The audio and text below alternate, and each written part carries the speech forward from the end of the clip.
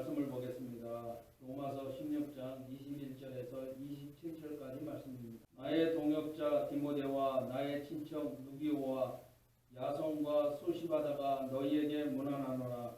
이 편지를 기록하는 나 도디오도 주 안에서 너희에게 문안하노라.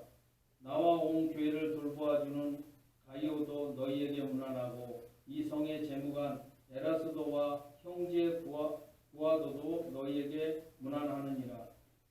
나의 복음과 예수 그리스도를 전파함은 영세전부터 감추어졌다가 이제는 나타내신 바 되었으며 영원하신 하나님의 명을 따라 선지자들의 글로 말미암아 모든 민족이 믿어 순종하게 하시려고 알게 하신 바 그 신비의 계시를 따라 된 것이니 이 복음으로 너희를 능히 경고하게 하실 지혜로운 하나님께 예수 그리스도로 말미암아 영광이 세세 무궁하도록 있을지어다. 아멘. 우리나라 가수 중에 22년에 그 각종 동영상 조회수가 1위였던 가수가 BTS가 아니라 다른 가수가 있다고 그럽니다. 그 가수가 누구냐면 아이유라는 가수인데, 이 아이유가 자신이 그 20대 때 살면서 노래 인생을 마무리하면서 에필로그라는 그 노래를 가사를 만들었고 이제 다른 사람이 작곡을 했는데 굉장히 인기를 끌었다. 마음이 막 짠하다. 뭐 이런 감상 평가를 내놓은 것을 보고 저도 한번 들어보았습니다. 그랬더니 저도 이제 50대를 마무리하면서 에필로그를 하나 써야 되지 않겠는가 이런 생각을 한번 해보았습니다. 이 에필로그라는 것은 신화 소설과 마치 이렇게 난해한 작품을 마치고 나서 어떻게 보면 좀 독자들에게 이해를 돕기 위해서 사족을 다는 거예요. 그래서 이제 그 사족을 달아서 그 저자가 주장했던, 그리고 또 혹은 뭐 그것을 독자들에게 이제 이해시키기 위해서 최종적으로 결말에 붙이는 내용이 바로 에필로그라 이렇게 이야기할 수 있습니다. 그래서 바울은 소아시아에서 함께 사역을 하였던 성도들에 대한 신상을 한 사람 한 사람 이렇게 나열하는 게 로마에 있는 성도들에게 문안 인사를 하면서 그 한편으로는 또 거짓 교사들에 대해 경계를 하고 있는 내용이기도 합니다. 우리 성도들이 이단을 경계하는 이유가 여기에 있습니다. 그것은 뭐냐면 일단 빠지면 헤어나올 수가 없습니다. 그 이유는 미혹이라는 단어에 힌트가 있는데, 미혹이라는 단어는 뭐냐면 바늘 낚시의 그 마무리에 물고기가 빠져 못하도록 그 코 비슷하게 이렇게 달아놓는데 바로 미혹이라는 말이 거기 그런 뜻을 가지고 있어요. 그래서 일단 이단한테 빠지게 되면 거기에 탁 걸리는 겁니다. 빠져나오고 싶어도. 이렇게 이단이라는 건 무섭다 이렇게 얘기할 수 있습니다. 그래서 바울은 그런 일들에 대해서 경계를 하면서 이단들의 미혹에 절대 빠지지 말아야 된다라고 이야기를 합니다. 이 이단에 빠지는 이유가 뭐냐면 이런 겁니다. 이 담임 목사와의 그 신뢰관계가 무너졌을 때 그런 거죠. 그래서 신천지 같은 이단들은 이렇게 얘기합니다. 우리 성경 공부하자. 그리고 그들이 하는 말이 뭐예요? 담임 목사님한테는 절대 성경 공부한다는 얘기를 하거나 그런 얘기는 해서는 안 된다라고 얘기하죠. 그 이유는 뭡니까? 하나님께서 목양하는 양들을 부탁한 사람이 누구냐면 바로 목사라는 사실이죠. 그렇기 때문에 목사는 바로 성도들에게 비밀이 없어요. 그 말은 뭐냐면 이 이단들이 하는 얘기가 이단들이 하는 이 미혹의 방법이 이 목사들이 가르쳐주지 않는 비밀이 있다는 겁니다. 그것은 목사들의 약점이라는 거죠. 그러면서 이제 유혹을 하는 겁니다. 그렇기 때문에 늘 이런 유혹에 빠지지 않도록 우리가 늘 마음을 굳게 먹고 또 어떤 일이 생기면 항상 담임 목사에게 상담을 하는 것이 중요하다 이런 겁니다. 그렇기 때문에 이것을 꼭 잊지 말아주시기 바랍니다. 그러면서 로마서 16장 19절에 너희의 순종함이 모든 사람에게 들릴지라 그러므로 내가 너희로 말미암아 기뻐하노니 너희가 선한데 지혜롭고 악한데 미련하기를 원하노라. 이 로마에 있는 성도들의 그 장점이 뭐냐면 순종함을 실천하였다는 사실입니다. 그래서 모든 사람들이 이 로마에 있는 성도들을 칭찬을 합니다. 그래서 바울은 이 소식을 전해 듣고 얼마나 기뻤는지 모릅니다. 그러면서도 한편으로는 이런 염려가 있습니다. 그것은 뭐냐면 바로 이단의 미혹을 빠질 것을 걱정했던 거죠. 왜 그러냐면 우리가 순종을 잘하는 사람들의 특징이 뭐냐면 그것은 다른 사람이 미혹을 하면 잘 따라가는 것이 있어요. 그리고 잘 믿어요. 그래서 믿음이 좋다는 사람들의 특징이 거기에 있어요. 그래서 일단 사기꾼들이 사기를 칠 때 누구를 제일 목표로 삼아요? 교회에서 목사, 그 다음에 믿음이 좋다는 사람들. 이렇게 순서가 그렇게 돼 있어요. 그래서 사람을 너무 믿는 거예요. 이런 어떤 회단이 있다. 그리고 그런 염려가 있어서 바로 바울은 이제 이런 이단들의 미혹을 예방하는 방법을 이렇게 얘기합니다. 선한데 지혜롭고 악한데 미련하기를 원하노라 이렇게 교훈하고 있습니다. 바울은 서신을 함께 집필하였던 모든 사역자들을 소개를 합니다. 이 사역자들은 이렇습니다. 나의 동역자 디모데와 나의 친척 누기오와 야손과 소비바데와 대필자 더디오와 나와 온 교회를 돌봐주는 가이오와 이 성의 재무관 에라스도와 형제 구아도라 이렇게 소개를 합니다. 이 서신을 함께 저술할 때에 바울의 나이가 대략 한 50대 후반이라고 우리가 예상할 수 있습니다. 그리고 눈은 안질이 있어서 시력이 좋지 않았다라고 성경은 기록하고 있습니다. 그래서 이 서신을 기록하면서 디모데와 친척 누기오와 대필자 도디오가 함께 기록을 하였고 장소는 가이오가 제공하였고 그 비용은 재무관 에라스도와 형제 구아도가 후원하였다는 것을 우리가 볼 수 있습니다. 바울은 로마에 있는 성도들 사이에 음식에 대한 절제로 인하여 그들이 서로 우열을 가리는 이런 우열로 인하여서 분쟁이 일어났고 이런 분쟁은 그 배후에는 뭐가 있냐면 나는 믿음이 강한 자고 너희는 연약한 자라는 겁니다. 이런 일들은 우리 현대교회에서도 나타나는 현상이기도 합니다. 그것은 뭐냐면 바로 그 직분이죠.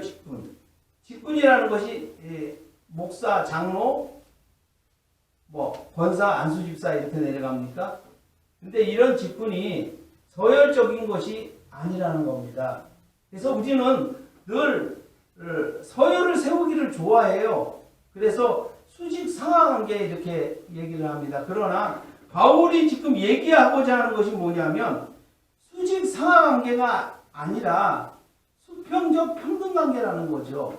바로 바울이 자신이 로마서를 기록하면서 여기에 나와 있는 그 함께 사역을 함께 했던 자들을 모두 동역자라 이렇게 얘기를 하는 겁니다. 동역자라는 말은 그 일에 대해서 함께 협력하는 자라는 뜻을 가지고 있습니다. 그래서 특별히 바울은 신체적인 약점을 가지고 있기 때문에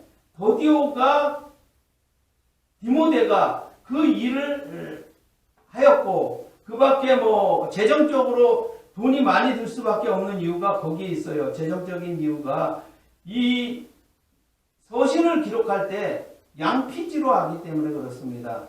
그래서 양피지라는 것은 한 번 기록을 하면 수정이 되지가 않아요. 그래서 아마도 이 서신을 대필자 더디오가 기록을 하면서 다른 석판이나 목판에다가 이렇게 먼저 기록을 하고 그것을 옮겨서 했을 겁니다. 그랬을 때 아마도 돈이 좀 많이 들지 않았을까. 이 로마서를 다 기록하기 위해서는 양피지가 한 몇 장 정도 들 것 같아요. 저는 이거를 이렇게 한번 예상을 해보았습니다. 그래도 못돼도 한 10장은 필요하지 않았겠는가. 그러면 이 양피지를 그냥 양을 잡아서 껍데기 벗겨서 사용하는 것이 아니라 가공해서 그 글을 쓰기 위해서 이제 염색 처리를 한다든가 이러기 때문에 굉장히 많은 돈이 필요한 겁니다. 그래서 이런 면에서 그 로마서를 기록할 때 함께 협력했던 사람들이 동등한 관계에서 협력자로 기록을 하고 있는 겁니다. 그래서 이런 모습을 바라보면서 우리는 우리 교회 내에도 마찬가지지만 부자도 있고 가난한 자도 있고 건강한 자도 있고 약한 자도 있습니다. 물론 믿음이 연약한 자나 믿음이 강한 자도 있습니다. 이럴 때 또는 뭐 정치적인 성향이 또 다르죠. 어떤 사람은 진보고 어떤 사람은 보수고 어떤 사람은 또 중도 이런 사람을 가지고 있습니다. 그럴 때마다 설교자의 입장에서는 굉장히 설교할 때 불편합니다. 그리고 대안 나눌 때도 굉장히 불편하죠. 왜 그러냐면 성향을 모르니까, 그리고 그 수준을 사실 모르니까. 그래서 괜히 나는 누구를 지지합니다, 나는 누구를 반대합니다 이렇게 했다가는 이게 굉장히 어렵습니다. 정치는 뭐보다 강하다? 종교보다 강하다. 이런 뜻을 저는 주장하는 사람입니다. 그래서 바울이 얘기하는 것이 바로 그런 겁니다. 이런 약점들을 서로 가지고 있어요. 그렇기 때문에 서로 약점이 있다면 강한 자는 약한 자의 그 약점을 감당해 줘야 된다라는 겁니다. 그래서 로마서 15장 1절과 2절에 믿음이 강한 우리는 마땅히 믿음이 약한 자의 약점을 담당하고 자기를 기쁘게 하지 아니할 것이라. 우리 각 사람이 이웃을 기쁘게 하되 선을 이루고 덕을 세우도록 할지니라. 바로 이런 겁니다. 그러니까 교회 내에서 좀 가난한 사람이 있다면 부자들이 그것을 감당해야 된다는 겁니다. 그리고 믿음이 약한 자가 있다면 강한 자가 그것을 감당해내야 되는 거죠. 마치 그래서 이 교회라는 것은 지체들이 모인 곳이라 이런 거죠. 머리를 예수 그리스도를 중심으로 해서 팔이 아프면 온몸이 다 아픈 것처럼, 다리가 아프면 온몸이 다 아픈 것처럼, 그와 같이 그 약한 부위를 다른 지체가 감당을 해야 되는 것이 바로 교회의 사명이고 교회가 조화를 이루는 원칙이다, 이렇게 말할 수 있는 겁니다. 그러면서 예수님께서 제자들과 길을 가실 때에 그 날 때부터 맹인이었던 사람을 보게 됩니다. 이때 이 제자들이 궁금한 것이 있습니다. 그것은 뭐냐면 바로 라비오, 이 사람이 맹인으로 난 것이 누구의 죄로 인함입니까? 자기니까 아니면 그의 부모니까? 라고 질문을 합니다. 이 질문을 받은 예수님께서 제자들에게 이 사람이나 부모의 죄로 인한 것이 아니라 그에게서 하나님이 하시는 일을 나타내고자 하심이라, 이렇게 대답을 하셨습니다. 이처럼 우리가 어떤 사람이 믿음이 약하고 어떤 사람이 강하고 이런 것들은 왜 그런 사람들을 교회에다가 이렇게 한꺼번에, 그리고 부모와 자식이 한꺼번에 있는 이유는 바로 하나님이 하시는 일을 나타내고자 하는 것이다, 이렇게 보면 됩니다. 그렇기 때문에 우리가 서로가 서로를 약점을 감당해 줌으로 인해서 나의 믿음이 더 성장하는, 그리고 하나님의 사랑을 이해하며 깨달을 수 있는 그런 계기가 되기 때문에 바로 하나님의 사랑을 베푸는 저와 여러분이 되시기를 바랍니다. 그러면서 바울은 신서로 나의 복음과 예수 그리스도를 전파함을 이라고 입을 열고 있습니다.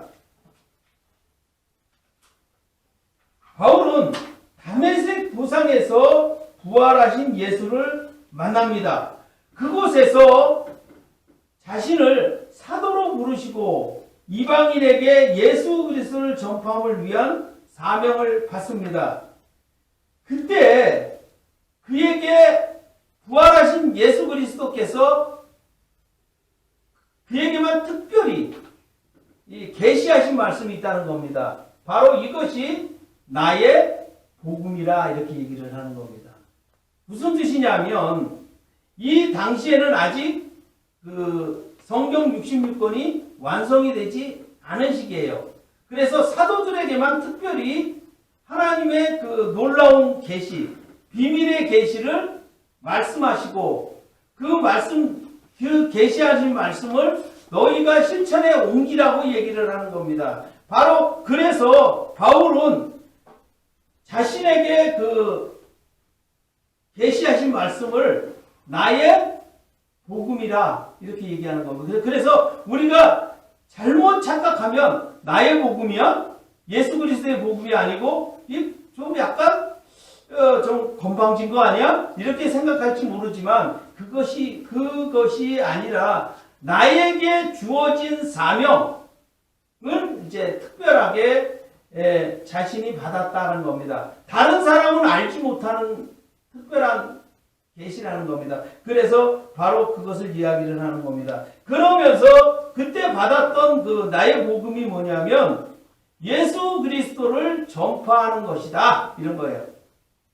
뭐 간단한 내용에 뭐 복잡하고 그런 내용은 아닙니다. 이처럼 이 복음을 전파함으로 인하여서 그의 사명이 완성되는 겁니다. 그리고 이 복음이 능력을 갖고 있다는 겁니다. 어떤 능력이냐면 이 복음을 듣는 자들이 믿음이 든든히 세워질 것을 선언하고 있습니다. 그래서 히브리서 4장 12절에서 13절에 보면 하나님의 말씀은 살아있고 활력이 있고 좌우의 날선 어떤 것보다 예리하여 hum과 영광, 관절과 골수를 찔러 쪼개기까지 하며 또 마음의 생각과 뜻을 판단하나니 지으신 것이 하나도 그 앞에 나타나지 않음이 없고 우리의 결산을 받으시기에 눈앞에 만물이 벌거벗은 것 같이 드러나느니라. 바로 이 말씀은 뭡니까? 하나님의 말씀은 능력이 있다는 겁니다.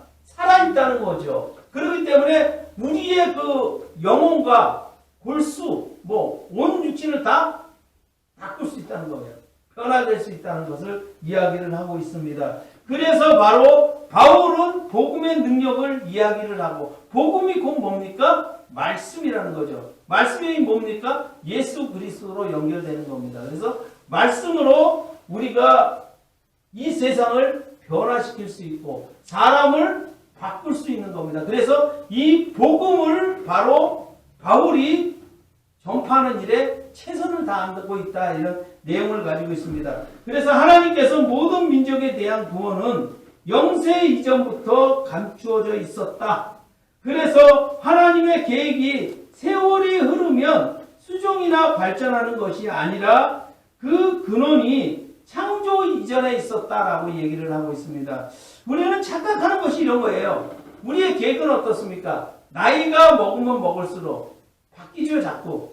예전에는 어렸을 때는 뭐가 되고 싶어요? 그러면 대통령. 그 다음에 이게 안 될 것 같으니까 이제 국회의원. 그 다음에 또 안 될 것 같으니까 과학자. 좀 내려오면 그냥 살아요. 그냥 대기업 사원 이 정도 하다가 더 내려갔죠. 중소기업, 소기업, 이렇게 내려가는 것을 우리가 볼 수 있습니다. 바로 시대가 변하면 이렇게 자꾸 바뀌어요. 왜 그러냐면 우리가 영세 전에 그 계획이 계획이 있기 때문에 그런 것이 아니기 때문이에요. 그러니까 시대가 바뀌면서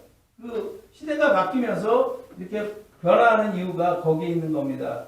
그래서 이 영세 전부터 감추었던 하나님의 구원에 대한 계획이 예수 그리스도와 그의 사역을 통하여 나타나게 되었고, 더 이상 비밀이 아니라 인류의 역사에 나타나서 모든 민족이 보고 부를 수 있게 되었다라고 이야기합니다. 하나님께서 그리스도이신 예수를 보낼 때에 선지자들을 먼저 보내서 그들에게 예언하게 하셨습니다.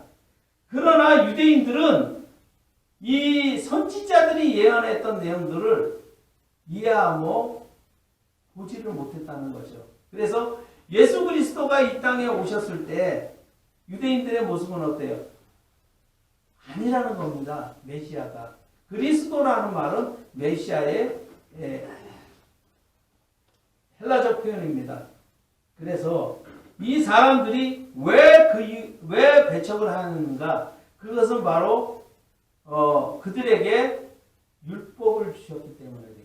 율법이라는 게 자기 자랑으로 나타나는 겁니다. 그래서 예수님께서 유대인들에게 이야기했을 때 당신들은 죄인입니다 라고 했을 때 굉장히 부담감이 드는 겁니다. 그래서 예수 그리스도를 배척하게 되는 모습입니다. 그래서 많은 설교자들이 로마서를 강의를 하면서 자꾸 부닥치는 것이 뭐냐면 바울이 죄인이라고 자꾸 얘기를 한다는 겁니다. 그래서 그것이 굉장히 설교함에 있어서 어렵다라고 얘기를 합니다. 저는 여러분에게 그냥 담대하게 얘기할 수 있습니다. 여러분은 다 죄인입니다. 죄인이기 때문에 예수 그리스도께서 이 땅에 오셨습니다. 죄인이 아니면 구원할 이유가 없습니다. 왜? 그대로 둬도 되니까. 바로 그런 입장에서 우리가 나 자신을 먼저 감찰해야 되고 나 자신을 죄인임을 발견해야 된다라는 것을 알아야 됩니다. 그래서 하나님께서 아담이라는 예언자를 먼저 보냈죠. 그러면서 그가 타락했을 때 원시복음을 아담과 뱀에게 이제 예언한 적이 있습니다. 창세기 3장 15절에 내가 너로 여자와 원수가 되게 하고 내 후손도 여자의 후손과 원수가 되게 하리니 여자의 후손은 내 머리를 상하게 할 것이요 너는 그의 발꿈치를 상하게 할 것이라. 이렇게 말씀하셨음에도 불구하고 이 유대인들은 그것을 이해하지 못했습니다. 그뿐만 아니라 마지막 선지자였던 사람이 누구냐면 세례 요한입니다. 그가 광야에서 외쳤던 것이 뭐냐면 회개하라 천국이 가까이 왔다라고 외쳤습니다. 그럼에도 불구하고 이 유대인들은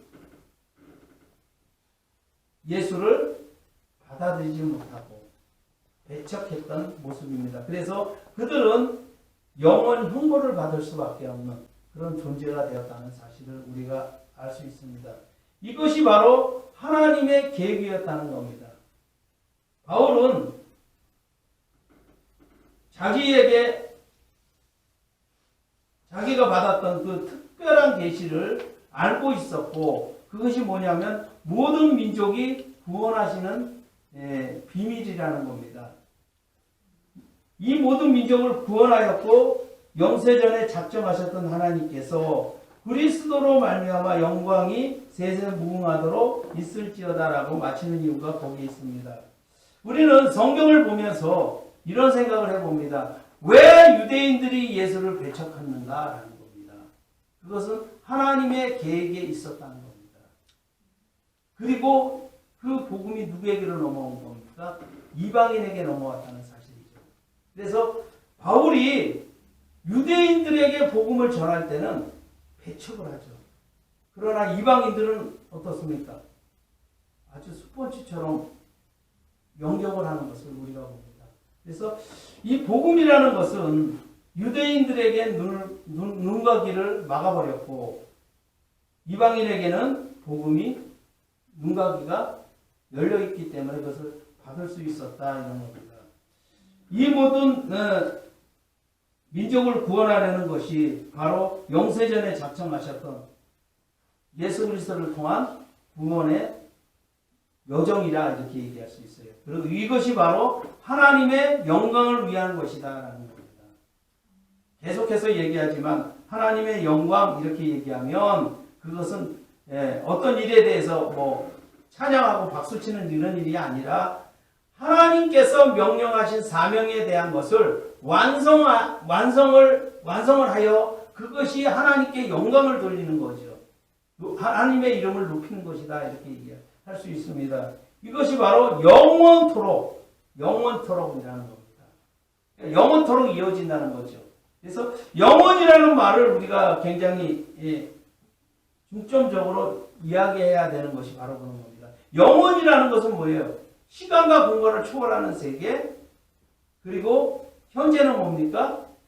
시간과 공간이 존재하는 세계, 그리고 앞으로 될 미래는 거기도 영원토록 이렇게 되는 거죠.